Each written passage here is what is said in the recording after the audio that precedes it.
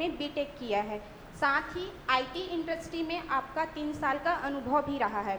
वर्तमान में MoneyView fintech company Bangalore में आप प्रोडक्ट मैनेजर के रूप पद में कार्यरत है और अपने कक्षा 11वीं-12वीं में, जब आप कक्षा 11वीं-12वीं में थे तो आपने जेई की तैयारी कोटा से किया है। भैया के आगे बैकग्राउंड के लिए मैं मृदु दीदी को आमंत्रित करती हूँ कि भैया का कुछ परिचय वो अपने शब्दों में रखें।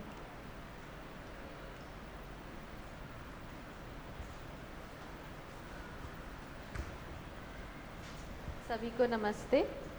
आज मेरा मन था कि आप लोगों को सम्यक जी से मिलाएं, है ना। तो अभी क्या है, हमारी जो धीरे धीरे 9वीं 10वीं में आती है, 10वीं में हाफ ईयरली तक खूब मज़े करते हैं, फिर सडनली हाफ ईयरली के बाद एकदम से गंभीर हो जाते हैं, है ना। और 11वीं वाले भी यूजुअली दिवाली के बाद थोड़ा गंभीर होते हैं। तो हम चाह रहे थे कि इस बारी गंभीरता और पहले आ जाए, तो ऐसे लोगों से आपकी मुलाकात कराएं जिन्होंने अपने ज़िंदगी में बहुत मेहनत कर कर कुछ, है ना, पाया है। तो उनके आज हम जर्नी सुनेंगे, लाइफ जर्नी। और हमारी ऐसी अपेक्षा है कि उनकी लाइफ जर्नी में कौन सी चीज़ें थी, है ना, what were those key things which helped him reach where he is today, है ना। तो वो अपनी जर्नी शेयर करेंगे और थोड़ा सा मैं आप लोगों को चुकेश्वरी टीचर जी ने जो बताया उसमें थोड़ी सी और बातें जोड़ूंगी, है ना। इनके फादर हैं अजय जैन जी, जो यहाँ पर आ चुके हैं, कुछ लोग आप लोग उनसे मिले भी होंगे। तो इनके पेरेंट्स ने इनको कैसे तैयार किया आईआईटी के लिए, उसके बारे में आज हम जानेंगे। और दोनों ब्रदर्स ने, है ना, काफ़ी हाई रैंक प्राप्त किया अपने आईआईटी में और फर्स्ट अटेम्प्ट में वहाँ पहुँच पाए।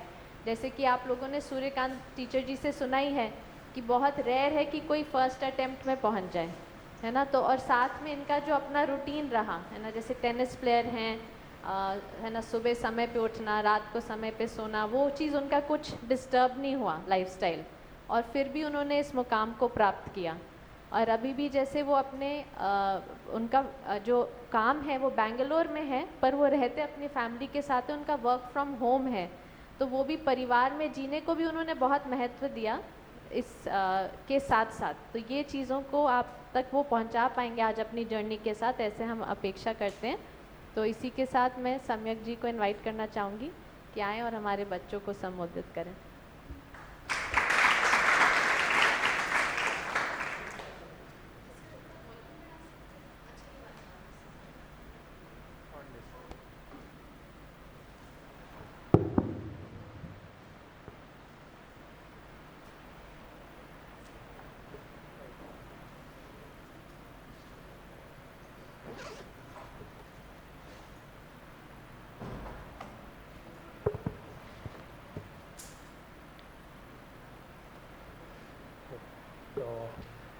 हेलो, हाय, गुड मॉर्निंग।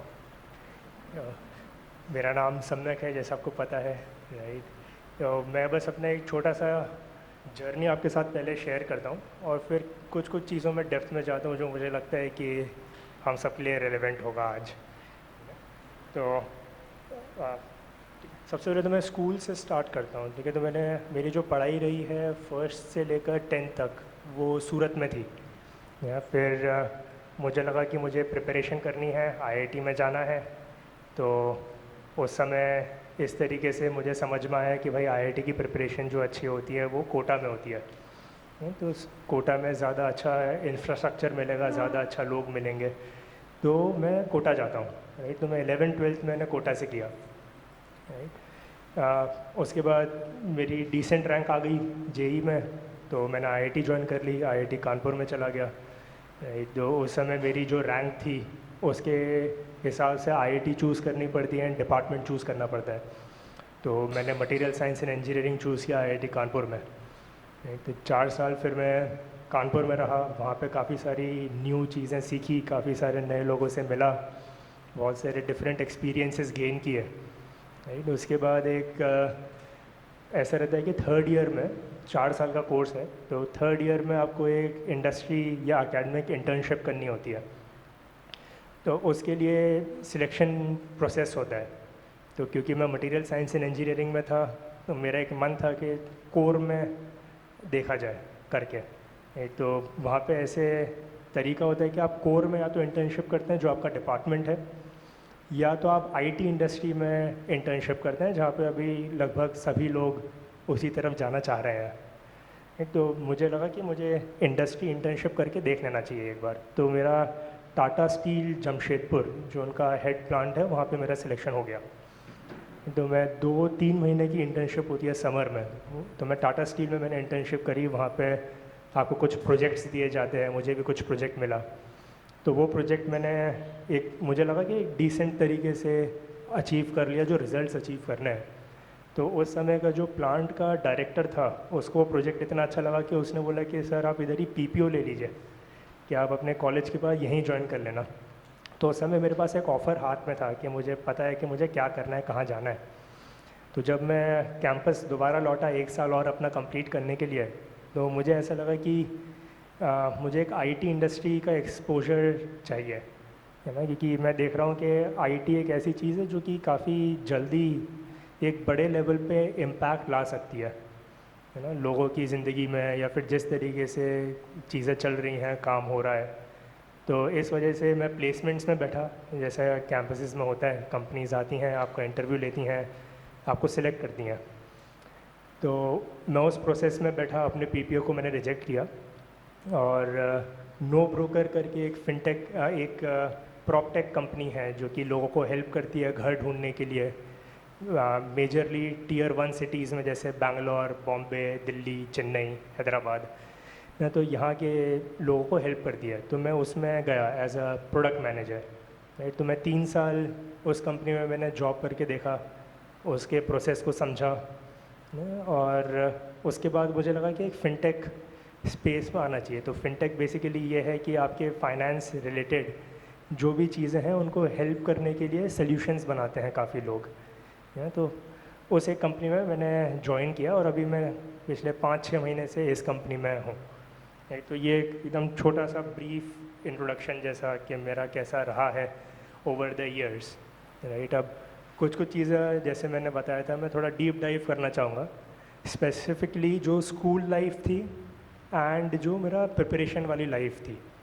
तो बेसिकली 9 से लेकर 12 तक का एक जर्नी है। तो जैसे मेरे पेरेंट्स जो हैं, मेरे पापा, उनका काफ़ी ज़्यादा रोल है, पापा, मम्मी और मेरा छोटा भाई, मेरा एक छोटा भाई है आत्मन, है। तो इन सब का काफ़ी ज़्यादा सपोर्ट मिला मुझे in the initial years and also बाद में भी, अभी भी काफ़ी कुछ तरीक़ों में मिल ही जाता है। तो जैसे जब मैं स्कूल में था तो मैं ऐसे बहुत ज़्यादा पढ़ाई करने वाला नहीं था, है ना, मतलब ऐसे मस्ती वस्ती करने वाले स्टूडेंट्स में से आता था। बट मेरा हमेशा से एक क्यूरियोसिटी ये रही है जो कि मुझे पढ़ाई की तरफ मेरा रुझान बना के रखने वाली चीज़ वो ये थी कि मैं क्यूरियस था चीज़ों को लेकर, है ना। मैं जानना चाहता था कि यार ऐसा क्यों होता है, राइट। तो उसका जो एक इंट्रोडक्शन मिलता था वो स्कूल बुक से मिलता था। मैं भी सीबीएसई से पढ़ा हुआ हूँ, तो उसमें जो चैप्टर्स आते थे उसमें एक छोटा सा आपको इंट्रोडक्शन की तरह चीज़ें मिलती हैं कि दुनिया में इस तरीके से चीज़ें होती हैं। अब वो साइंस के पर्सपेक्टिव में हो सकता है, मैथ्स में हो सकता है, एसएस में हो सकता है और बहुत सारी और चीज़ें, राइट। तो मुझे हमेशा ऐसा लगता था कि यार ये क्यों है, ऐसा ही क्यों होता है, और मुझे उसे समझना था, राइट। तो उसमें मेरा काफ़ी ज़्यादा इंटरेस्ट था। तो इंटरेस्ट बनाए रखने के लिए और उसको पूरा करने के लिए टीचर्स काफ़ी हेल्प करते थे। तो उनको जितना पता था वो बताते थे, और कुछ सवाल ऐसे होते थे कि जिनके आंसर्स उनको भी नहीं पता, बट वो ये हमेशा इंश्योर करते थे कि ढूंढते थे वो आंसर्स और अगले दिन आके क्लास में बताते थे, राइट। ऐसी चीज़ें मैं अपने पेरेंट्स के साथ भी डिस्कस किया करता था, राइट। तो वो हमेशा से मेरे साथ रहा है, और अभी भी मैं देखता हूँ काफ़ी चीज़ों में मैं चीज़ों को क्यों पूछता हूँ कि भाई ये ऐसा क्यों होता है, ऐसा ही क्यों होता है, किसी और तरीके से नहीं हो सकता क्या।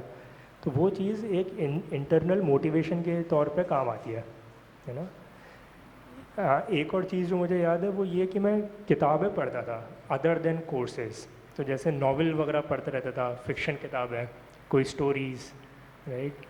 तो वो बचपन से ही मेरे साथ रही है। अभी भी मैं कुछ ना कुछ किताबें पढ़ता रहता हूँ ताकि मेरा एक वर्ल्ड व्यू बनता रहे। एक तो वो पढ़ाई होती है जो हम किताबों से पढ़ते हैं, जो हमारे सीबीएसई सिलेबस में होता है, और एक वो होता है कि जब जो हम चीज़ें पढ़ते हैं बाकी दुनिया को जानने के लिए। ज़रूरी नहीं है वो साइंस से रिलेटेड हो या कॉमर्स से रिलेटेड हो ना वो काफ़ी और हिस्ट्री से रिलेटेड हो सकती हैं, तो मुझे ऐसे वर्ल्ड हिस्ट्री, वर्ल्ड पॉलिटिक्स, इन सब चीज़ों में काफ़ी इंटरेस्ट है, तो उसके रिलेटेड मैं चीज़ें पढ़ता रहता था, राइट। तो एक और चीज़ जो मैंने ऑब्ज़र्व करी है जो कि काफ़ी हेल्प करी मुझे, वो अपना एक फ्रेंड सर्कल है। तो आप जिन बच्चों के साथ उठते बैठते हो, अपने फ्रेंड्स के साथ उठते बैठते हो और उनसे जो आप डिस्कशंस करते हो, वो एक तो आपकी फ्रेंडशिप को बढ़ाते हैं और दूसरा आपको ओपन करते हैं दूसरे पर्सपेक्टिव को ग्रास्प करने के लिए। तो आपने कई बार ये देखा होगा कि आप जिस तरीके से सोचते हैं, आपके दोस्त या आपके क्लासमेट्स उस तरीके से नहीं सोचते हैं, वो किसी अलग तरीके से सोच रहे होते हैं, राइट। तो वो काफ़ी इम्पॉर्टेंट है कि आप डिफरेंट पर्सपेक्टिव को देखें और उससे डिस्कस करें।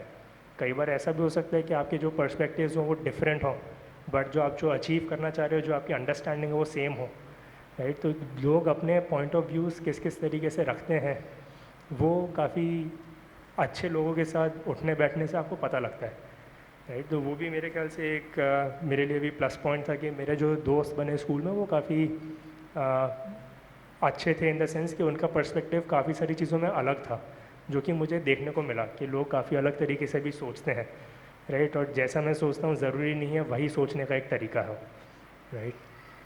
तो इस तरीके से मेरा 10th ख़त्म हुआ। 10th में भी जब मैं था तब गवर्नमेंट ने एक CCE पैटर्न करके स्टार्ट किया था, राइट, जो कॉम्प्रिहेंसिव करिकुलर को ध्यान में रखते हुए आपके पूरे ईयर को 4 डिविजन्स में डिवाइड करता है और हर डिवीज़न की ग्रेडिंग होती है। तो इन दी एंड आपके इन चारों डिविजन्स में कितना कितना स्कोर आया है उसके बेसिस पे आपका फाइनल स्कोर आता था, राइट। तो उस समय पॉइंटर्स चलते थे, राइट। तो मेरा भी कुछ 9.23 ऐसे करके कुछ पॉइंटर था 10th में, राइट। और फिर मुझे लगा कि मुझे JEE की प्रिपरेशन करनी चाहिए। तो क्वेश्चन आता है कि भाई JEE क्यों करना है तुम्हें, राइट। तो ऐसे लोग मुझसे भी पूछते थे और मुझे खुद भी लगता था कि यार JEE क्यों करना है, कुछ और क्यों नहीं करना। तो उसका जो मोटिवेशन है वो मैं देखता हूँ अपने पापा को। तो मेरे पापा ने भी IIT दिल्ली से मैकेनिकल इंजीनियरिंग किया। वो जिन भी लोगों से मिलते थे, लोग उनको काफ़ी रिस्पेक्ट करते थे, है ना, और उनसे काफ़ी अच्छी तरीके से बात करते थे और काफ़ी अच्छे लोग उनसे जुड़ते थे सोसाइटी के, राइट। तो मुझे ऐसा लगता था कि मैं देखता था हमेशा कि ये क्यों इतने अच्छे लोग पापा से बात कर रहे हैं और पापा इन सब लोगों को कैसे जानते हैं। तो वो एक जो रीज़न पकड़ में उस समय जो मुझे आया वो ये था कि क्योंकि उन्होंने अच्छी पढ़ाई करी है, इस वजह से शायद लोग उनको रिस्पेक्ट करते हैं और उनसे मिलना चाहते हैं। मैंने भी मन बना लिया कि भाई क्योंकि पापा की इतनी अच्छी पढ़ाई है तो मुझे भी इतनी अच्छी पढ़ाई करनी चाहिए। अगर वो IIT में गए हैं तो मुझे भी IIT में जाना चाहिए। तो ऐसे करके मेरा IIT में जाने का मन बना, है ना। तो क्योंकि मेरी मम्मी डॉक्टर हैं तो वो मुझे बोलती रहती थी नहीं नहीं IIT नहीं, तू तो मेडिकल कर, ना तू तो डॉक्टर बन जा, ठीक है। तो बट उस समय मुझे लगा कि मैं पापा से थोड़ा ज़्यादा प्रभावित था, है ना। तो मैंने फिर IIT में जाने का सोचा। तो वो मैंने अपना एम बनाया कि ठीक है यार मैं पर तैयारी करता हूँ।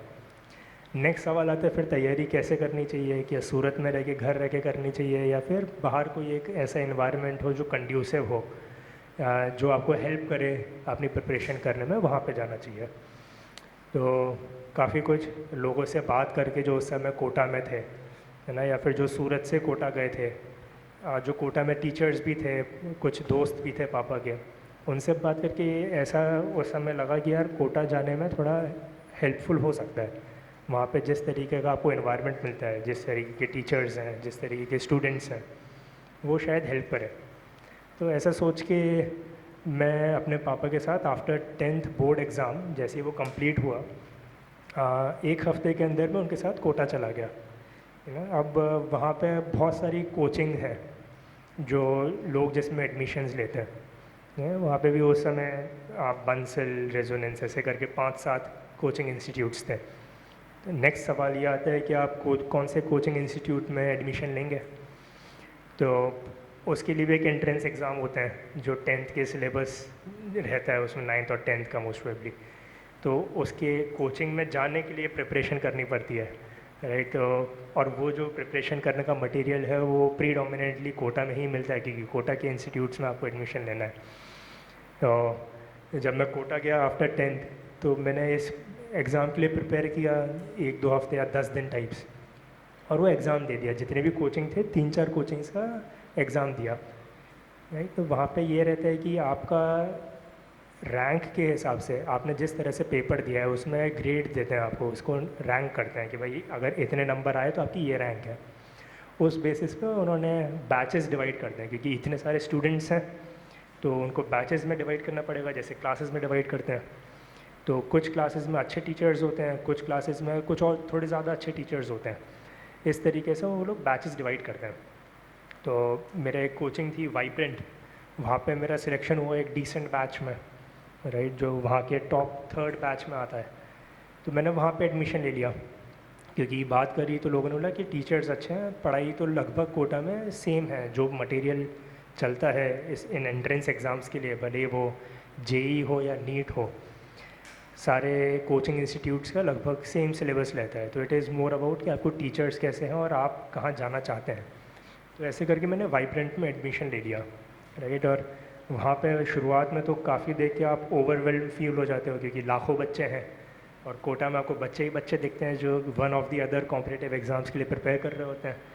तो आपको लगता है कि कंपटीशन तो काफ़ी ज़्यादा है, तो थोड़ा बहुत ऐसे डर जैसा लगता है कि अच्छा अगर इतने सारे लोग हैं तो मेरा हो पाएगा या नहीं हो पाएगा, बट फिर over a period of time ऐसा लगता है कि जो कंपटीशन है वो बाकी लोगों के साथ नहीं है उतना, कंपटीशन आपके खुद के साथ है।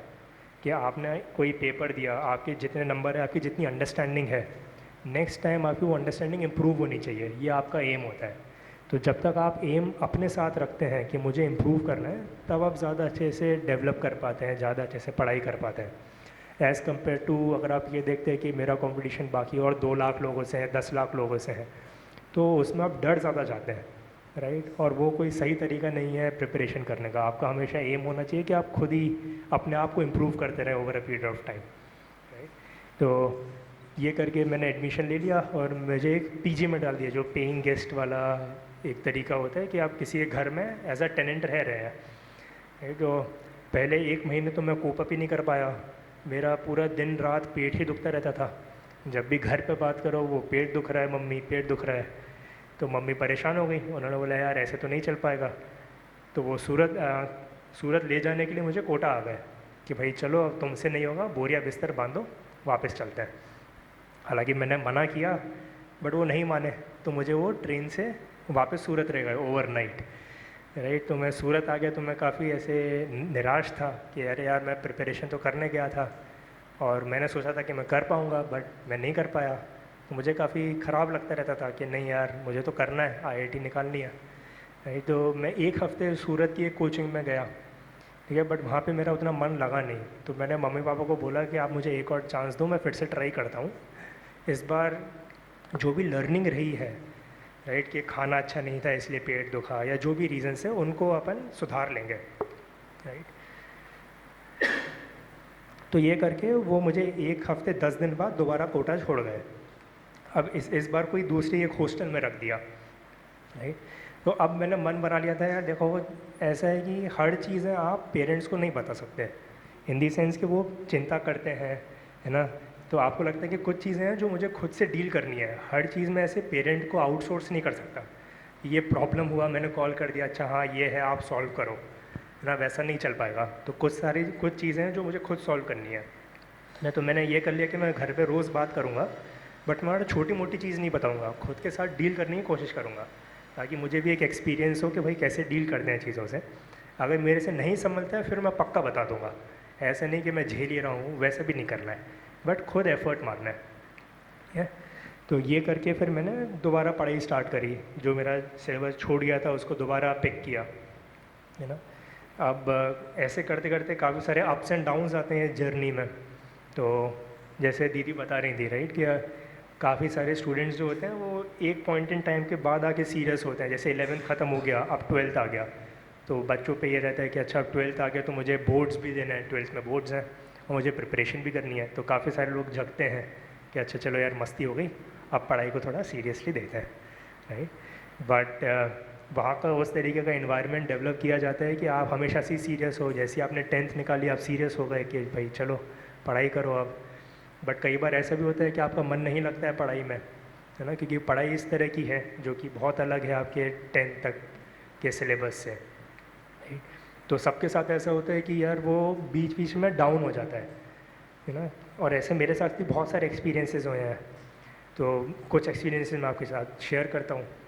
एक तो वहाँ पे ऐसा होता है कि आपके 2 सैटरडेज इन अ मंथ या 3 सैटरडेज इन 2 मंथ ऐसे करके आपके एग्ज़ाम्स होते थे कोचिंग में, है ना, कि जो जेई मेंस और जेई एडवांस लेवल के सिलेबस पे होते थे। अब वो जो पेपर होते हैं वो काफ़ी हाई लेवल के पेपर सेट किए जाते हैं, और आपके पास अगर जेई एडवांस के लिए प्रिपेयर कर रहे हैं तो आपके एक ही दिन में 2 पेपर होते हैं 3-3 घंटे के, और जेई मेंस के लिए प्रिपेयर कर रहे होते हैं तो एक पेपर होता है 3 घंटे का, और वो पेपर का लेवल काफ़ी अच्छा होता है, तो आपसे सवाल ज़्यादा बनते नहीं हैं। आप जूझते हो पेपर में, बट वो सवाल कुछ बनते हैं कुछ नहीं बनते हैं। कुछ ऐसे होते हैं जो बनते बनते छूट जाते हैं, राइट, और कुछ ऐसे होते हैं जो आप कॉन्फिडेंटली टिक लगा के आते हो, हाँ यार ये तो सही है, और वो गलत निकल जाता है, ठीक है।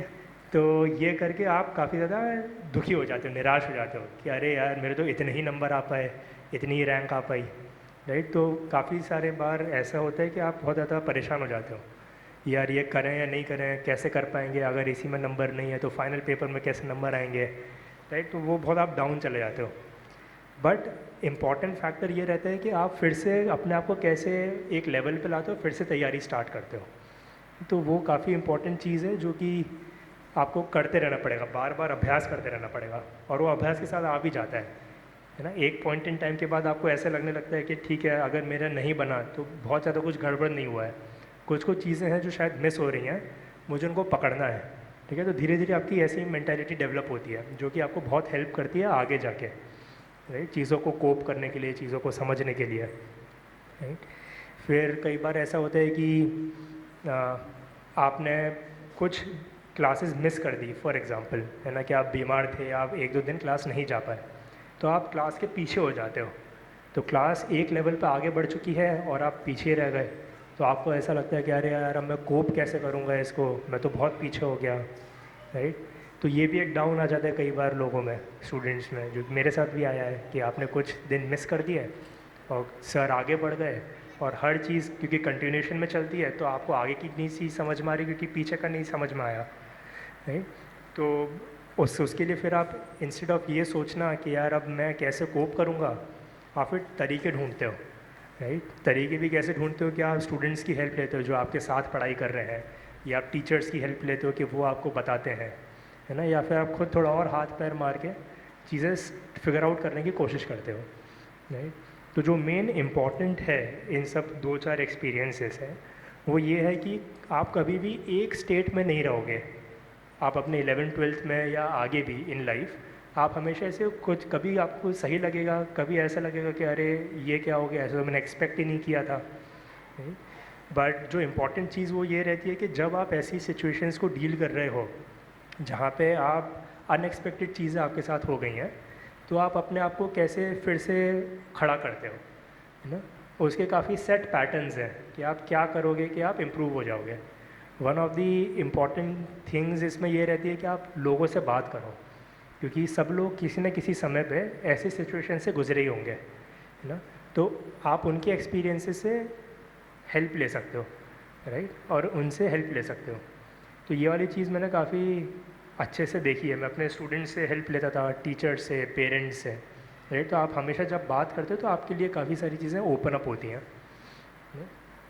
सेकंड फिर ये रहता है कि जब आप किसी भी चीज़ के लिए प्रिपेयर कर रहे होते हो, या इन जनरल भी आप 11th-12th पढ़ाई कर रहे होते हो, तो डिसिप्लिन एक काफ़ी बड़ा फैक्टर है। जैसे दीदी ने भी पॉइंट आउट किया कि आपका रात में सोने का समय फ़िक्स हो, आपका दिन में उठने का समय फ़िक्स हो, है ना, क्लासेस जाने का समय फ़िक्स हो, रेस्ट लेने का समय फ़िक्स हो। वो चीज़ करने से ना आपका मेंटल प्रेशर काफ़ी कम हो जाता है, वरना आप हमेशा अलग अलग टाइम पे करोगे तो बॉडी भी कोप करने में थोड़ा टाइम लेती है, एज़ कम्पेयर टू अगर आप एक रूटीन में हो तो आपकी बॉडी को पता है कि उसको कब क्या करना है, नहीं? तो वो काफ़ी इंपॉर्टेंट है, उससे एक प्रेशर ख़त्म हो जाता है, तो आपके पास you have one less thing to think about, है ना। आप अपना जो फोकस है वो किसी और चीज़ में लगा सकते हैं, राइट। तो डिसिप्लिन मेंटेन करना काफ़ी इंपॉर्टेंट है। अब डिसिप्लिन में ये होता है कि सबसे अच्छा समय जैसे होता है वो दिन वाला समय होता है, अर्ली मॉर्निंग वाला टाइम, क्योंकि उस समय आपका माइंड एकदम फ्रेश होता है, आप सो के उठे ही होते हो, राइट, एज़ कम्पेयर टू रात वाला समय जहाँ पे पूरे दिन में आपके साथ जो कुछ हुआ है वो कुछ कुछ चलता रहता है। राइट, तो मैं भी ये इंश्योर करता था कि मैं सुबह दिन में उठ के जल्दी से पढ़ाई कर लूँ, जल्दी उठूँ और जल्दी पढ़ाई करूँ, और अराउंड 10 से 12 बजे के बीच में खाना खा के मैं सो जाऊँगा।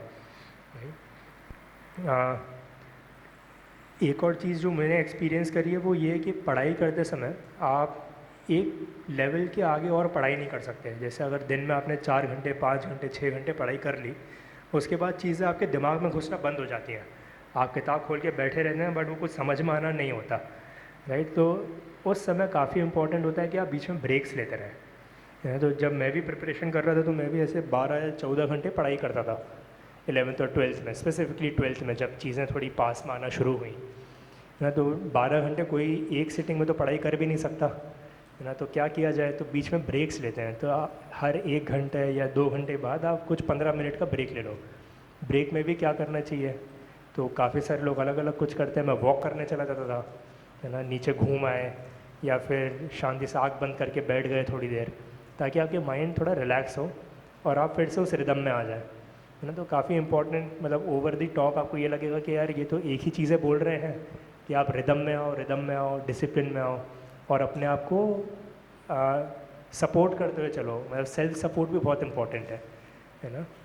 तो एक और चीज़ जब आप देखेंगे, जब आप प्रिपरेशन भी स्टार्ट करेंगे, वो ये है कि हर दिन आप कुछ ना कुछ करें, है ना। ये काफ़ी आसान हो जाता है कि आप सिर्फ स्कूल जाएं और कुछ ना करें, है ना, बट आपको हमेशा अपने साथ टाइम देना ज़रूरी है।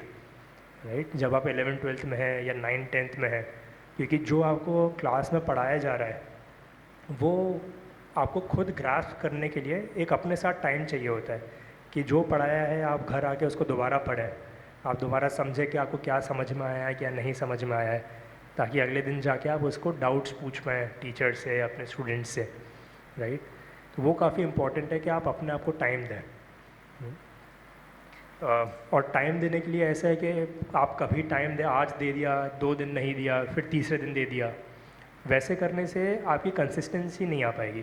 तो अगर आप हर रोज़ थोड़ा थोड़ा टाइम भी दें, over the period of time वो काफ़ी ज़्यादा टाइम हो जाता है जो आपको पता भी नहीं लगता कि आपने दे दिया है ना। तो अगर आप एक बार में 2 घंटे बैठें एज़ कम्पेयर टू आप हर दिन आधा आधा घंटा बैठें, आधे आधे घंटे में आपको भले ही पता नहीं लगेगा, बट आप 10 दिन बाद आपने काफ़ी कुछ कवर कर लिया होगा, है ना। तो वो आपको, मतलब शुरुआत से अगर आप आदत डालेंगे तो काफ़ी हेल्पफुल रहेगा आपके लिए, है ना। राइट, तो मैंने अपना जर्नी ये बताया कि मैंने प्रिपरेशन क्यों करी और प्रिपरेशन कैसे करी।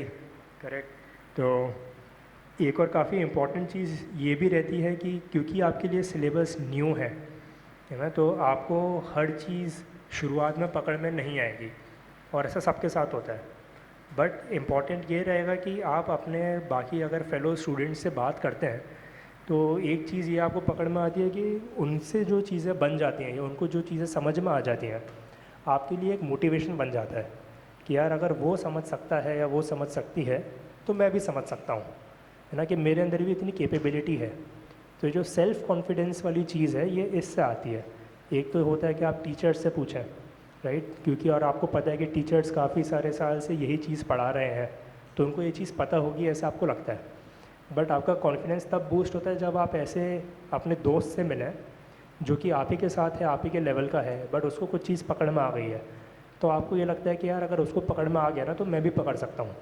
ये एज अ मोटिवेटिंग फैक्टर आप में काफ़ी ज़्यादा इम्पॉर्टेंट होता है। करेक्ट, तो वो मेरे ख्याल से एक अच्छा फैक्टर है जो कि आपको यूज़ करना चाहिए और आपको मोटिवेशन, हमेशा मोटिवेटेड रखने के लिए हेल्पफुल होगा। राइट, करेक्ट, तो ये मतलब ये चीज़ मेरी प्रिपरेशन में मुझे हेल्प किया। करेक्ट, एंड जैसे ही मैं आईआईटी में गया, अब जैसे मैंने एग्ज़ाम दे दिया 12th का, बोर्ड का एग्ज़ाम दे दिया। अच्छा, बोर्ड की प्रिपरेशन और ये जो कॉम्पिटिटिव एग्ज़ाम्स होते हैं इनकी प्रिपरेशन काफ़ी डिफरेंट रहती है।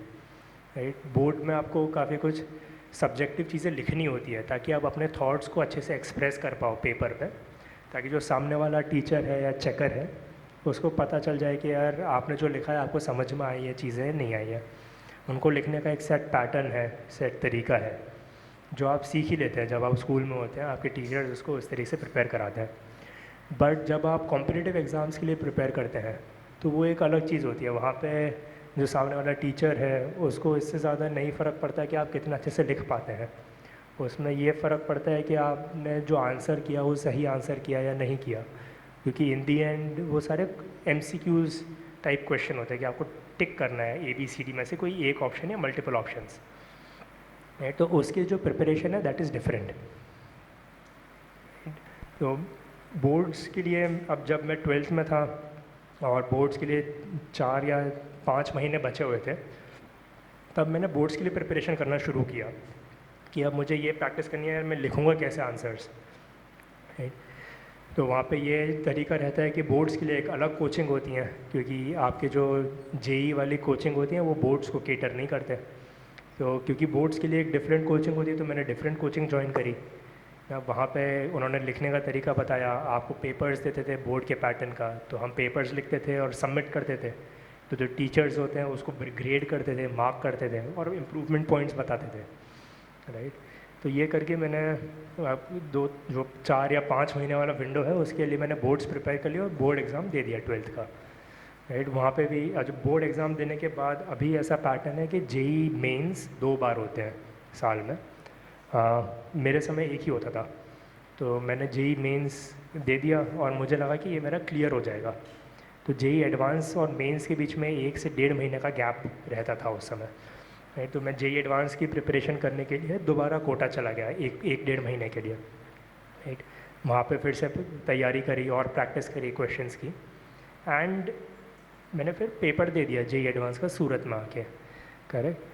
तो एक चीज़ जो मैंने देखी है वो ये है कि अगर आप ऐसे कोई भी कॉम्पिटिटिव एग्ज़ाम्स के लिए प्रिपेयर करते हैं, तो आपको जितने ज़्यादा नंबर ऑफ़ क्वेश्चंस आपने सॉल्व किए हैं या जितने ज़्यादा different types of question solve किए हैं वो आपको काफ़ी हेल्प करते हैं, राइट। क्योंकि ये इस तरीके के सवाल होते हैं जो कि आपके मल्टीपल कॉन्सेप्ट्स को यूज़ में लाते हैं, राइट।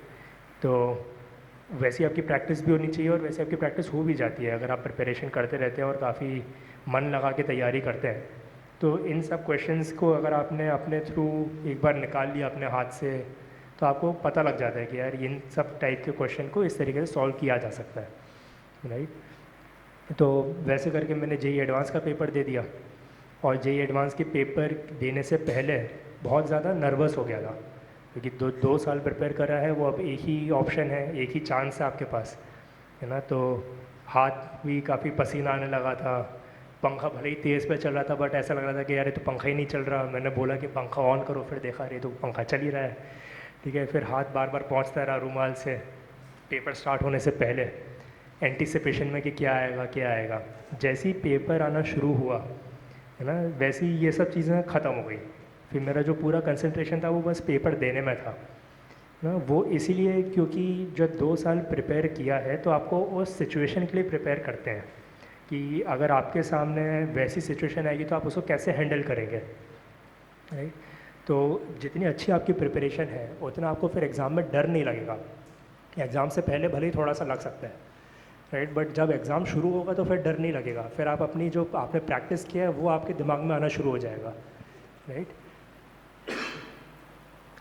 तो ये काफ़ी हेल्पफुल रहता है कि आप जितनी बार आपने प्रैक्टिस किया है आप एक रिदम में आ जाते हो, आपके मन से डर ख़त्म हो जाता है ना।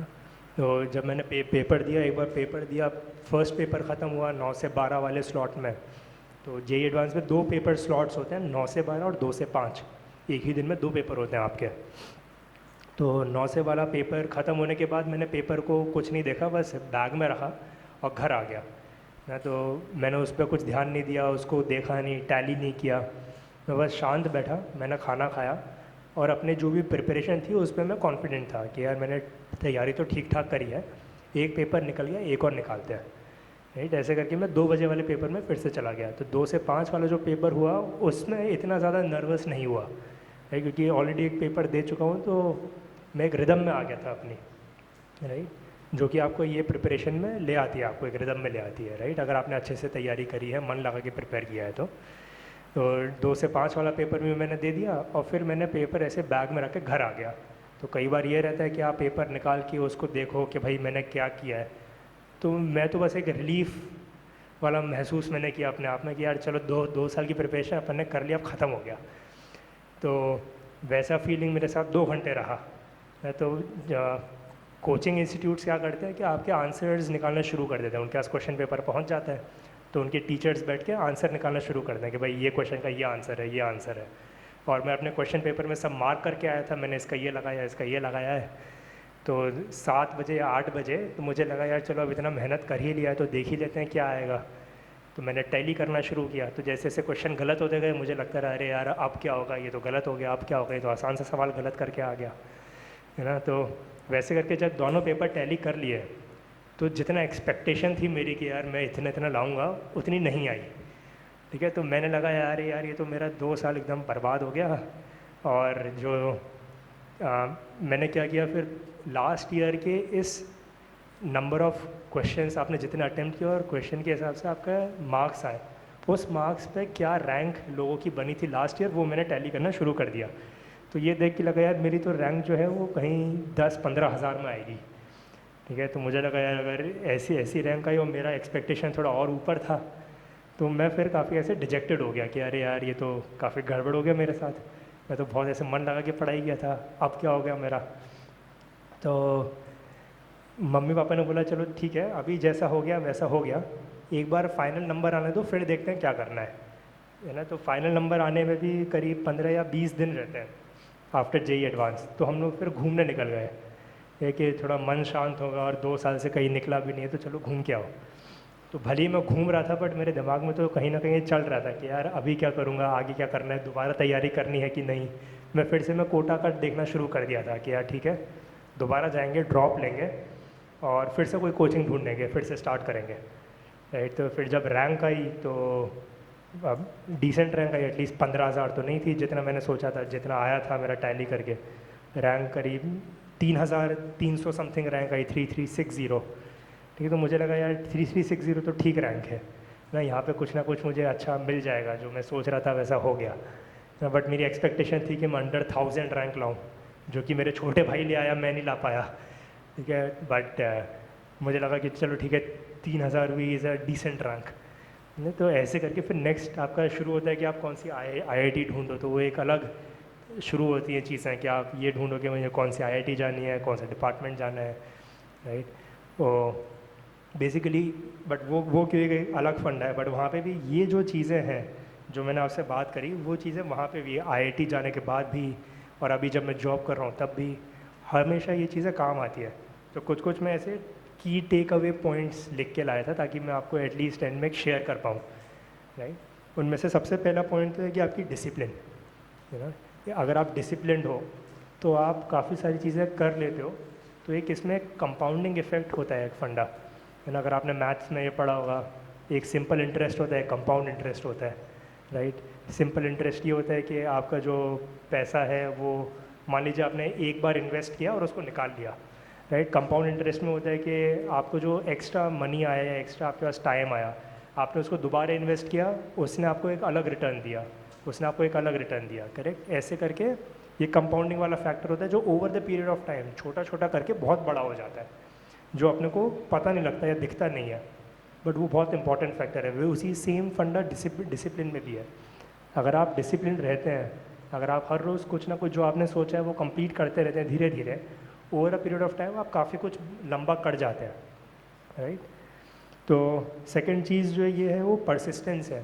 आप हमेशा कभी कभी होगा कि डाउन हो गए, कभी होगा कि बहुत अच्छा हो गए, है ना, बट आपको हमेशा एक लेवल में रह के चलते रहना है, धीरे धीरे करके चलते रहो। Persistence is important. कभी लगता है कि अरे अब तो आज मन नहीं है पढ़ने का, बट तो भी थोड़ा बहुत पढ़ लिया, राइट। थोड़ा बहुत पढ़ते हैं तो एक रिदम बनी रहती है आपकी, जो कि काफ़ी इंपॉर्टेंट होती है आपको आगे ले जाने में, है ना। नेक्स्ट ये है कि आप मदद सीख करें। कई बार हमें लगता है कि यार अगर हम मदद मांगे तो क्या हम छोटे हो गए, सामने वाला तो हमें ऐसे देखेगा कि अरे इसको तो इतना सिंपल सी चीज़ भी नहीं आती, तो वो अपने दिमाग में नहीं लाना है।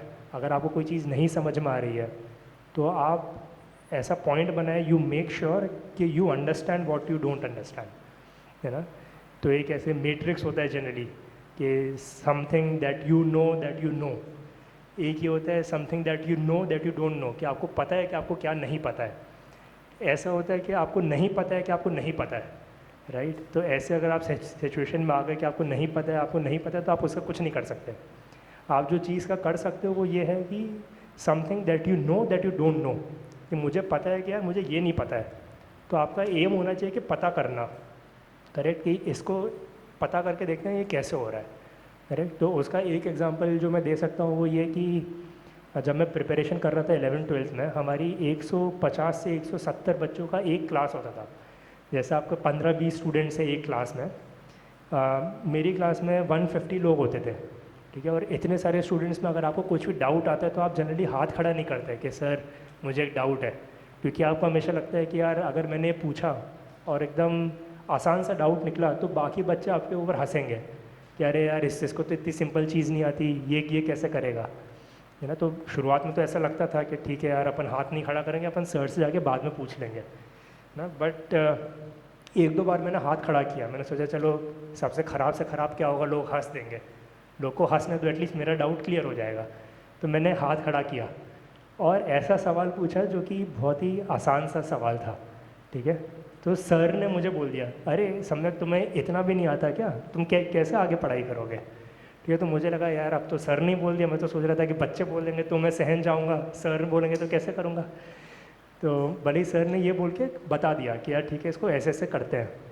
तो क्लास के बाद मैंने बाकी लोगों से पूछा यार तुम्हें आ गया था क्या, तो मेरे दोस्तों ने भी मना किया, यार हमें भी नहीं पता था, हम तो पूछने भी नहीं वाले थे, वो तो तूने पूछ लिया इसलिए हमें भी पता लग गया। तो ये वाली चीज़ मैंने उस दिन देखी कि आप कोई भी क्वेश्चन ऐसे छोटा नहीं है, आपको भले ही लग रहा हो कि अरे यार ये पूछ लूँगा तो लोग क्या सोचेंगे, सर क्या सोचेंगे, है ना। बट लोग जो है वो आपकी हेल्प करने के लिए है, बट आपकी ज़िम्मेदारी बनती है कि आप हेल्प सीख करो, आप दूसरों को बताओ कि यार ये मुझे नहीं आता, आप हेल्प कर सकते हो क्या। जब तक आप नहीं बताओगे तब तक सामने वाले को पता नहीं चलेगा कि आपको हेल्प की ज़रूरत भी है या नहीं, राइट। तो इट इज़ वेरी इंपॉर्टेंट। तो आप मदद मांगने में हिचकिचाओ नहीं, अगर आपको नहीं समझ में आ रहा है तो आप पूछो, राइट। बट ये इंश्योर करो कि आपको इन दी एंड ऑफ द डे उसका आंसर मिल गया हो, है ना। क्योंकि कई बार ऐसा भी होता है कि आपने, मान लीजिए मेरे साथ भी हुआ है, जब मैं कोई पेपर लगा रहा हूँ घर पे बैठ के, तो मुझे एक चीज़ नहीं समझ में आई और मैंने उसको छोड़ दी कि यार ये चीज़ तो पेपर में आएगी नहीं, इसको छोड़ देते हैं। मेरे ख्याल से आप सब ने भी किया होगा, ये तो मैं पहले करता ही था काफ़ी, कि यार ये नहीं आया छोड़ो, पेपर में आएगा तो देखा जाएगा, है ना। और पेपर में आ गया वही सेम चीज़, और मुझे ये समझ में आ गया पेपर में, ये याद आ रहा था कि यार ऐसा मैंने कर रखा है, बट मैंने उस समय भी छोड़ दिया था और उस समय पूरा नहीं किया था, तो आज भी मुझे ये सवाल छोड़ना पड़ रहा है। तो वो बहुत दुख होता है कि अरे यार अगर उस समय ये किसी से पूछ के मैंने कर लिया होता ना, तो ये मैं पेपर में एक और सवाल कर लेता। तो वो पेपर्स देने के बाद मुझे समझ में आया नहीं यार, अगर अपने को नहीं पकड़ में आता तो अपन पूछेंगे किसी से भी, तो दैट इज़ इम्पॉर्टेंट, राइट। एक और चीज़ आती है जैसे मैंने मोटिवेशन की बात करी है ना। तो मोटिवेशन सब लोग का एक अलग अलग तरीका है अपने आप को मोटिवेटेड रखने का। कई बार ये हो सकता है कि आप किसी को आपने रोल मॉडल माना हो और उस जैसा बनना हो, इसलिए आप तैयारी कर रहे हैं और वो आपको एक मोटिवेशन है स्कूल में अच्छा करने के लिए या इन जनरल लाइफ में भी अच्छा करने के लिए, राइट। एक मोटिवेशन ऐसे इनर मोटिवेशन इससे भी आता है कि आप बाकी लोग को देख रहे हैं जो अच्छा कर रहे हैं और आपको लगता है कि यार अगर वो बंदा अच्छा कर लेता है तो मैं भी अच्छा कर लूँगा, अगर वैसा करूँगा जैसे वो कर रहा है, वो भी आपको एक मोटिवेटिंग फैक्टर बन जाता है, राइट। तो इस तरीके से आपको हमेशा अपने अंदर एक मोटिवेशन बना के रखना है कि, और ये ढूंढना है कि आपको किस चीज़ से मोटिवेशन मिलता है, क्योंकि हर पर्सन का मोटिवेटिंग फैक्टर इज़ डिफरेंट। अगर आपने वो आइडेंटिफाई किया और आपने उसको यूज़ किया तो आप ऐसे सिचुएशन से भी बाहर आ सकते हैं जहाँ पे आपको लगता है कि अरे अब आगे क्या है मुझे समझ में नहीं आ रहा, राइट। और एक चीज़ जो काफ़ी प्रिपरेशन स्पेसिफिक हो सकती है वो ये है कि आपको पढ़ाई में हमेशा मज़ा भी नहीं आता, हमेशा ऐसी चीज़ें भी नहीं होती कि आपको समझ में आ रही हो या आपको लग रहा है यार ये तो बहुत ही बढ़िया चीज़ मिल गई। केमिस्ट्री में काफ़ी चीज़ें आपको याद करनी होगी, बायोलॉजी में याद करनी होगी, राइट। तो याद करने के कुछ कुछ फंडे होते हैं, कुछ कुछ तरीके होते हैं जो कि आपको टीचर्स बताते हैं, आपको अपने स्टूडेंट्स बताते हैं, राइट। तो वो हमेशा आपके साथ रहते हैं कि भाई भले ही मुझे ये नहीं समझ में आ रहा, बट जब भी आप उसको रियल लाइफ के साथ जोड़ने की कोशिश करते हैं, राइट, तो वो चीज़ें बैठ जाती हैं। तो आप रियल लाइफ को इन किताबों के ज़रिए से देखना शुरू करते हो, क्योंकि इन दी एंड ये सब जो भी physics, chemistry, maths, bio, accounting, ये जो भी चीज़ें हैं ये कुछ कुछ रूल्स जो हमने आइडेंटिफाई किए हैं नेचर में, उसी को इन्होंने लिखा है और उसी को समझा है और उसी के बेसिस पे आपको समझाने की कोशिश करते हैं, राइट। तो अगर आप कोई भी चीज़ जो आप पढ़ते हो, अगर आप उसको एक रियल लाइफ इंसिडेंट से कोरिलेट करने की कोशिश करते हो तो आपको चीज़ें समझ में ज़्यादा जल्दी आती हैं। और ये इसमें काफ़ी एक इम्पॉर्टेंट फैक्टर आपके विजुअलाइजेशन का होता है कि आप कितना अच्छे से चीज़ों को देख पा रहे हो, राइट। तो कोई भी आपके पास क्वेश्चन आया, फॉर एग्जांपल फिज़िक्स का क्वेश्चन है, तो जब तक आप ये नहीं समझोगे कि एग्जैक्टली हो क्या रहा है रियल लाइफ में, तब तक और जब तक उस क्वेश्चन का चित्रण नहीं बनेगा आपके दिमाग में कि अच्छा ये ऐसा हो रहा है, मैंने विजुअलाइज कर लिया कि ऐसा चल रहा है, तब तक वो क्वेश्चन को सॉल्व करना थोड़ा सा मुश्किल होता है, राइट। तो आप हर चीज़ में अगर आप विजुअलाइज करते हैं, आपके लिए चीज़ें समझना, कॉम्प्रीहेंड करना, उसको सॉल्व करना बहुत आसान हो जाता है, राइट। तो ये अगर अपनी प्रैक्टिस रहेगी कि हम चीज़ों को सोचें, समझें और उसको विजुअलाइज करने की कोशिश करें, तो काफ़ी हेल्पफुल होता है ना। और आगे भी इन जनरल भी अभी भी अगर कोई अपने पास सिचुएशन आती है, राइट, तो हमें कई बार लगता है कि यार ये सारी चीज़ें जो हैं ये जब पढ़ाई कर रहे हैं तभी इंपॉर्टेंट है, आगे जाके कुछ काम नहीं आता, राइट। बट ऐसा नहीं है, क्योंकि जब आपका विजुअलाइजेशन इम्प्रूव होता है तब आप हर चीज़ को विजुअलाइज करने की आपके कोशिश मतलब ताकत आ जाती है। और कोई भी ऐसी चीज़ है जो भी हो रही है, मैं हर चीज़ ट्राई करता हूँ कि विजुअलाइज करूँ, राइट। कि अगर ऐसा हो रहा है तो ये क्यों हो रहा है, क्या क्या फैक्टर्स रिस्पॉन्सिबल है इसको यहाँ तक लाने में, क्या मैं करूँगा जिससे ये यहाँ से यहाँ तक पहुँच पाएगा, राइट। तो ये जो आपकी विजुअलाइजिंग पावर है, ये सब इन सब चीज़ों को प्रैक्टिस करने से बनती रहती है, राइट। तो इसके आगे भी लाइफ में काफ़ी सारे इम्प्लीकेशंस हैं, है ना, जो हमें शायद जब तैयारी करते थे उतना नहीं पकड़ में आता, राइट। तो हाँ, मेरे ख्याल से इतनी ही चीज़ें हैं, हालांकि बहुत सारा बोल के इतनी सी बोल दिया, बट इतनी सी चीज़ें हैं जो मुझे लगता है कि इम्पॉर्टेंट हैं और जो आपको हेल्प कर सकती है।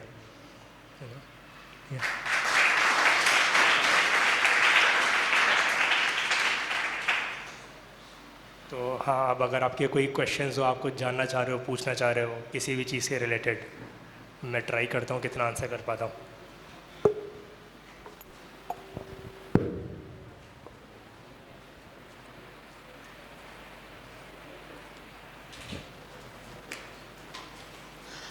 नमस्ते, मेरा नाम आकृति है। मेरा ये क्वेश्चन था, आपका दिनचर्या कैसा रहता था और आप अपने ब्रेक्स कैसे डिवाइड करते थे 11th-12th में? ओके, तो दिनचर्या ठीक है। मेरा जो स्टार्ट होता था ना, मैं जनरली 7 बजे सुबह उठ जाता था, है ना। तो और 7 बजे उठ के फ्रेश हुआ, ब्रश हुआ, ये सब करके 7:30 लगभग में मैं पढ़ाई करना बैठ जाता था। 7:30 से लेकर अराउंड 12 o'clock तक मैं लगभग पढ़ाई ही करता रहता था। उसमें जो भी हमारे पास क्वेश्चंस आते थे, कि हमारी उस समय शीट्स एंड DPPs होती थी, डेली प्रैक्टिस प्रॉब्लम्स होते थे, जो कि आपको एक शीट में 15 या 20 सवाल दे दिए जाते थे, जो कि अगले दिन क्लास में डिस्कस होने होते हैं। तो वो मैं सॉल्व करता था, है ना। 12 बजे मैं उठता था, तो मैंने अपने लाइफ को ऐसे ऑप्टिमाइज़ करके रखा था उस समय कि जब भी मैं ब्रेक्स लूँगा तो मैं उनका यूटिलाइज़ करूँगा उन ब्रेक्स को। तो क्योंकि नहाने में टाइम जाता है, नहाओगे, कपड़े धोगे, ये सब चीज़ें।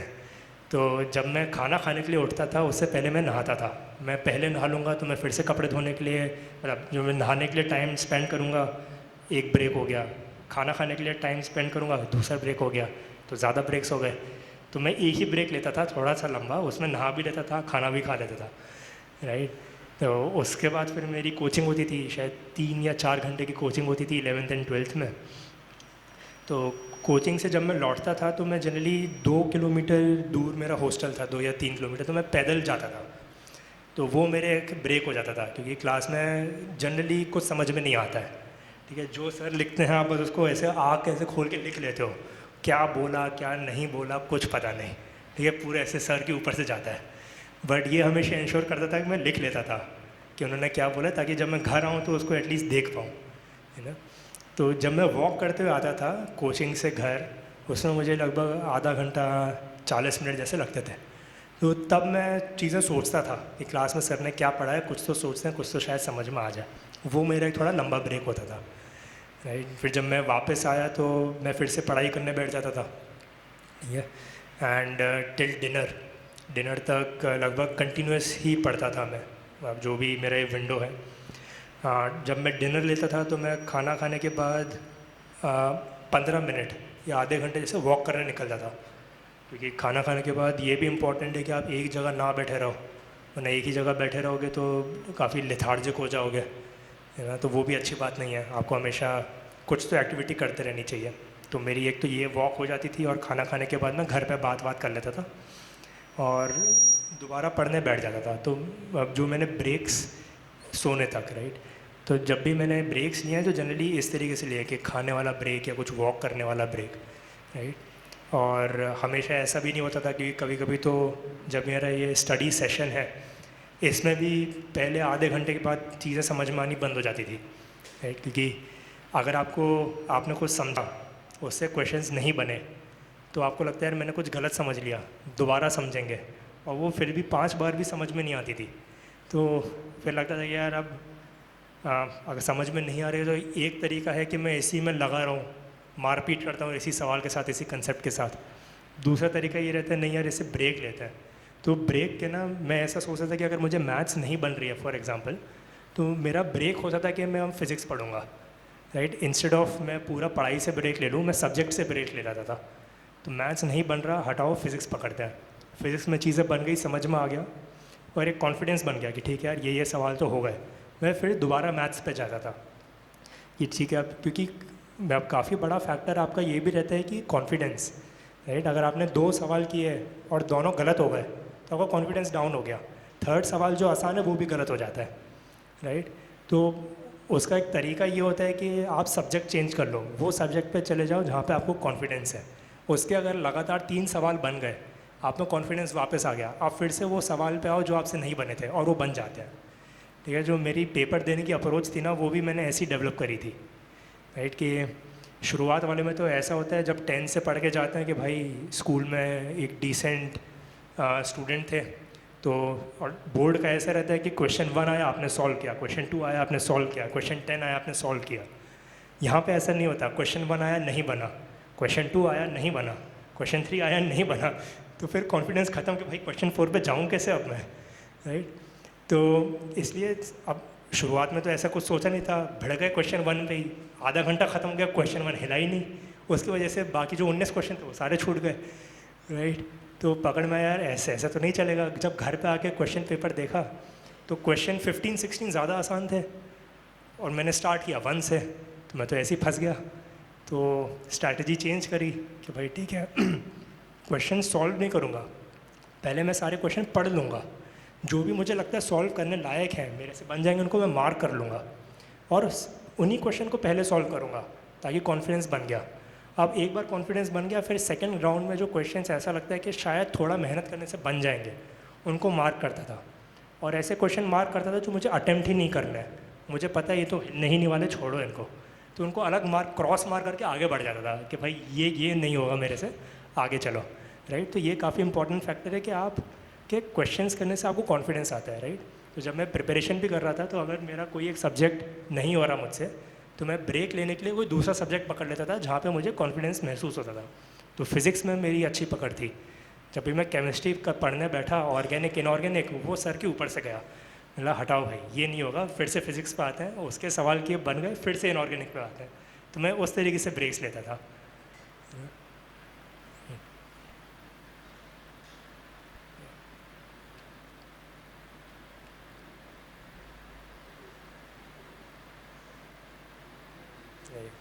कोई और डाउट?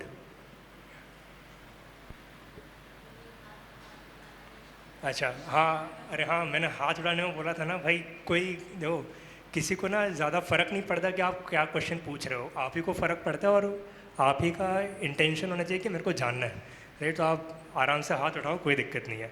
हाँ।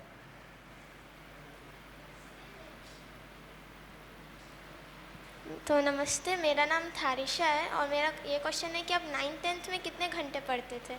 हाँ, तो सही बात है। अभी जो भी मेनली चर्चा करी है वो 11th और 12th की करी है, राइट।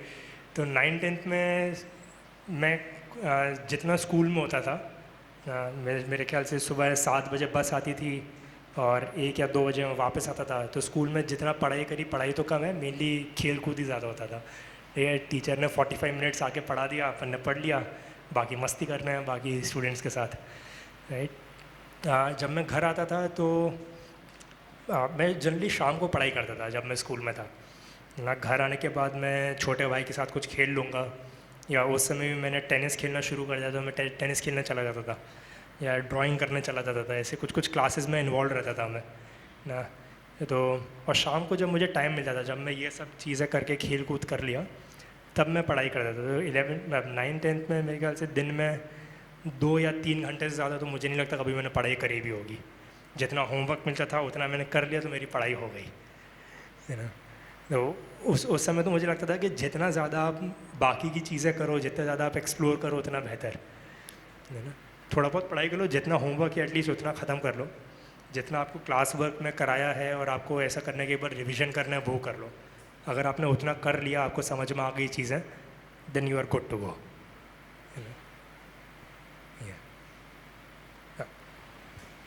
नमस्ते, मेरा नाम प्रणव है। मेरा ये क्वेश्चन है कि जब आप कोचिंग से वापस आते थे तब आपका पढ़ने का शेड्यूल कैसा रहता था?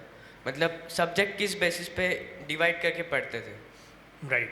तो जो मेरी कोचिंग होती थी उसका ये फंडा था कि हम हर दिन हर सब्जेक्ट को नहीं पढ़ते थे। तो एक दिन फिज़िक्स और ऑर्गेनिक केमिस्ट्री हो गई, अगले दिन मैथ्स और फिज़िक्स हो गया फॉर एग्ज़ाम्पल। तो जब मैं मैथ्स और फिज़िक्स वाली क्लास से वापस आता था तो पहले तो मैथ्स और फिज़िक्स ही पढ़ता था घर आके, स्पेसिफ़िकली वो जो सर ने क्लास में पढ़ाया है, राइट। ये पढ़ने के बाद ये लोग शीट्स देते हैं। मैं जनरली वहाँ पे ये फंडा रहता है कि आपको DPPs दे देते हैं, डेली प्रैक्टिस प्रॉब्लम्स। हर रोज़ आपको एक 15-20 सवाल की शीट मिलेगी फिज़िक्स में, 15-20 की मिलेगी फिज़िक्स केमिस्ट्री में फॉर एग्ज़ाम्पल, अगर आपकी वो 2 क्लासेस है तो। और ये आपको इंश्योर करना होता है कि आप ये सारे सवाल लगा के जाओ ताकि नेक्स्ट क्लास में वो डिस्कस हो तो आप अपने डाउट्स पूछ पाओ या आंसर कर पाओ जब टीचर पूछे तो, राइट। तो जब मैं घर आता था तो मैं उतना ही पढ़ता था जितना मुझे कोचिंग में पढ़ाया है, जो सब्जेक्ट्स मुझे कोचिंग में पढ़ाए हैं, राइट। क्योंकि वो समझने में ही बहुत ज़्यादा एफर्ट जाता है शुरुआत में, और एक बार आपको समझ में आ गया तो उसका प्रूफ क्या हुआ कि आपको समझ में आ गया। आपने बोल दिया हाँ सर मेरे को समझ में आ गया। समझ में तब माना जाएगा जब आप उसके कुछ सवाल लगा पाओ, राइट। तो नेक्स्ट चीज़ होता है कि मैं सवाल लगाऊं, तो जो मेरे को DPP मिलती थी वो मैं घर आके लगाता था ये कंसेप्ट क्लियर होने के बाद, राइट। तो मेरा इस तरीके से रहता था। और कुछ दिन ऐसे भी होते थे जब कोचिंग नहीं रहती थी, पूरा दिन ही कोई कोचिंग नहीं है, तो तब मैं ये करता था कि जो हमें शीट्स मिलती थी, एक चैप्टर की एक शीट होती है जिसमें करीब 50 से 60 सवाल होते थे अलग अलग डिफ़िकल्टी लेवल के, तो वो मैं लगाता था। जो भी मुझे पता है कि कल मेरा लेक्चर, कल मेरी क्लास है, और जो भी चैप्टर की क्लास है, मान लीजिए जो फिज़िक्स की है या फिज़िकल केमिस्ट्री की है, तो उसकी शीट मैं उस चैप्टर की लगा के जाता था, है ना। और वो शीट इतनी बड़ी होती थी, या भले ही क्वेश्चन उतने ज़्यादा नहीं, 50 क्वेश्चन शायद ज़्यादा नहीं लग रहे हों, बट एक एक क्वेश्चन में मुझे 1-1 घंटा लग जाता था और फिर भी क्वेश्चन सॉल्व नहीं होता था। ये तो पूरा दिन जो है वो उन्हीं क्वेश्चंस को लगाने में चला जाता था, उन सब्जेक्ट्स के जो सब्जेक्ट आगे डिस्कस होने वाला है।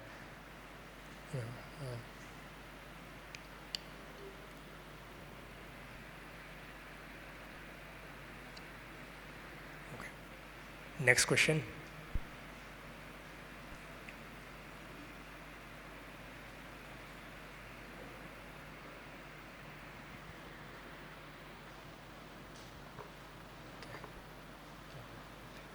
ठीक है, आप कोई और क्वेश्चन अगर आपको पूछना तो आप पूछ लीजिए, वरना अगर इंडिविजुअली पूछना तो वो भी कर सकते हैं सेशन के बाद में, है ना। बट ठीक है दीदी। बहुत बहुत धन्यवाद भैया।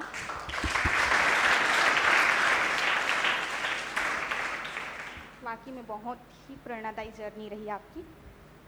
तो हमारे विद्यालय की तरफ से एक छोटा सा भेंट है आपके लिए, जिसको देने के लिए मैं अभिजीत भैया को आमंत्रित करती हूँ। भैया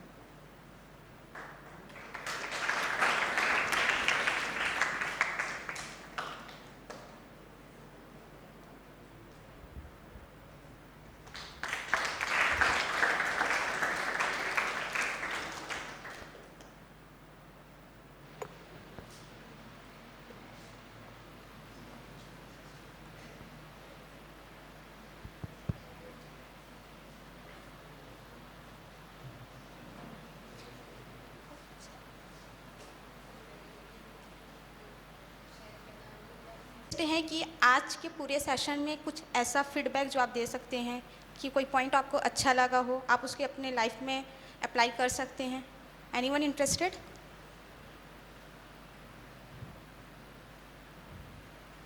ब्रेक का बताया कि आप नहाते भी उसी टाइम पे थे और खाते भी वही एक ही ब्रेक में, तो वो बहुत अच्छा लगा मुझे, क्योंकि जब छोटे छोटे ब्रेक लेते तब मेरे साथ भी ऐसा होता है कि वो ब्रेक बड़ा हो जाता है, तो उससे अच्छा होता है कि आप बड़ा ब्रेक लेकर उसको यूटिलाइज़ करिए। और उसी से रिलेटेड कि आप आते आते मतलब अगर आप वॉक भी कर रहे हैं तो उसमें भी खुद के माइंड में वो पढ़ाई वाला चलते रहना चाहिए, जिससे कि डिस्ट्रैक्शंस भी कम हो। 3 पॉइंट आपके बहुत अच्छे लगे। उसमें से सबसे पहला ये अच्छा लगा कि आप बहुत सेल्फ डिसिप्लिन थे और आप अपनी चीज़ों को अपनी पढ़ाई को अपना जिम्मेदारी मान के खुद से करते थे। बाकियों की सक्सेस से ये नहीं होते थे कि मैं कम हूँ, ये होते थे कि मैं भी उतना अच्छा और हो सकता हूँ। तो ये चीज़ मुझे अपने खुद में सुधारने की लगी। और फिर मुझे ये भी अच्छा लगा कि आप किसी से सवाल पूछने में शर्माते नहीं थे, मतलब कि आपने जैसे पहले बोला कि पहले करते थे फिर बाद में आपका वो चेंज हो गया, तो वो चीज़ मुझे अच्छा लगा कि जैसे पहले तो मैं बहुत पूछती थी और फिर सब मेरे को देखते रहते तो फिर मुझे अजीब लगता है कि कोई मुझे बोलेगा या फिर ऐसे बोलेगा, तो फिर अब मुझे लगता है कि नहीं, सवाल तो पूछने चाहिए। और जो मेरी क्यूरियोसिटी वाला पार्ट था कि मैं बहुत सवाल पूछती थी तो मुझे डांट पड़ जाती थी टीचर से कि आप इतने सवाल क्यों पूछ रहे हो एग्ज़ाम से जस्ट पहले पूछना था। तो फिर मुझे लगता है कि नहीं, अब वो बनाए रखना चाहिए चाहे टीचर जो भी बोले। तो ये अच्छा लगा में हमें आप उससे रिलेट करके बता पाए, जैसे कैसे स्ट्रेस को ब्रेक डाउन करते थे, ब्रेक जैसे लेते थे, तो मेरे को बहुत अच्छा लगा। उनमें तो सभी अच्छा लगा, लेकिन जो सबसे अच्छा लगा वो कि जो आप ब्रेक लेते हो बीच बीच में, वो अच्छा लगा। आप बताते थे कि आप डिसिप्लिन रहते थे हर एक चीज़ के लिए, डिसिप्लिन, और आपने जो बताया कि मुझे कुछ आता नहीं था तो हमेशा उसे ट्राई करते रहना और उस पर एफर्ट देते रहना कि कितना भी हो सके हमें उसे करना ही है, और वो एक ना एक दिन मतलब कभी ना कभी तो होगा ही, और होगा ही, जल्दी होगा। ऐसे थैंक यू। कल के लिए छोटा सा इन्फॉर्मेशन है, कल करियर काउंसलिंग हो रहा है हमारे विद्यालय में।